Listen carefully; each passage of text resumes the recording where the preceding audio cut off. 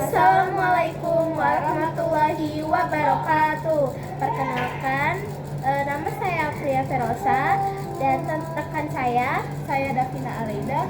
Di sini kami akan membuat video tentang peran pers dalam perjuangan pergerakan nasional. Oke.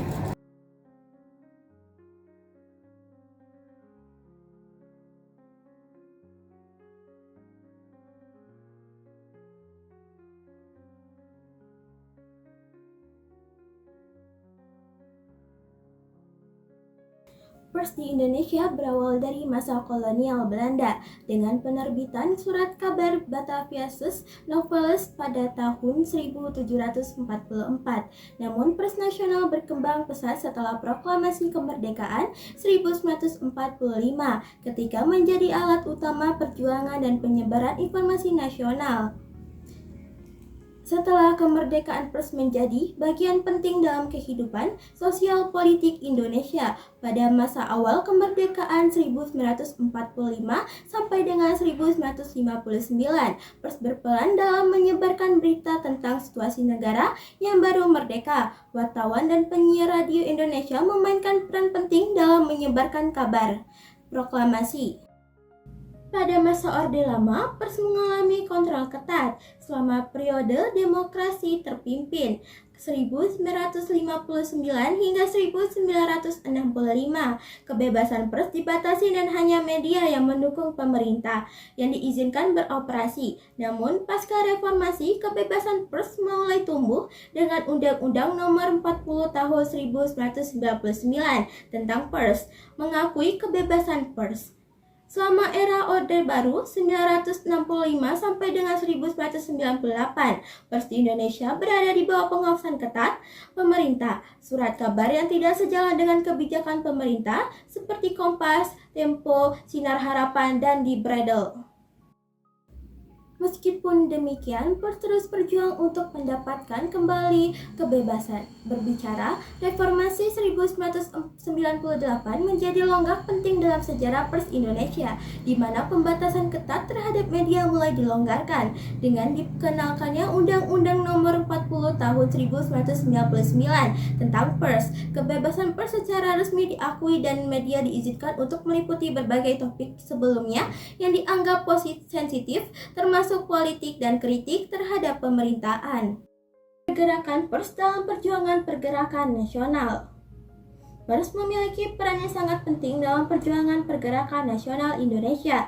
Beberapa peran utama pers dalam pergerakan nasional Indonesia antara lain: 1. Mengedukasi masyarakat. Pers menjadi sarana untuk menyebarkan informasi yang mendidik dan menyadarkan rakyat Indonesia tentang pentingnya kemerdekaan dan persatuan melalui artikel, pidato, dan tulisan-tulisan. Pers memperkenalkan gagasan-gagasan tentang nasionalisme dan hak-hak bangsa Indonesia untuk merdeka. Menyuarakan aspirasi rakyat. Pers berfungsi sebagai saluran untuk menyuarakan penderitaan rakyat yang dijajah.